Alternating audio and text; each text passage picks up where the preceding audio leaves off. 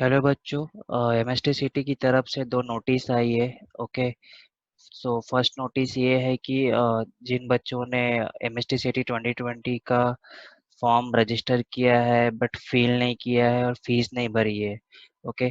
So who are registered but had not submitted the application form and paid the fees, they can do submit and pay the fees before 23rd May on the side। Okay, site भी दिया है जहाँ पे हमने usually form register किया है by using old login and password before 23rd May। सो ये latest news है। ये कल की न्यूज़ है। ओके। सो आपने फॉर्म रजिस्टर किया है, फॉर्म भरा नहीं होगा, फीस नहीं भरी होगी, then you can pay before 23rd May। Thank you.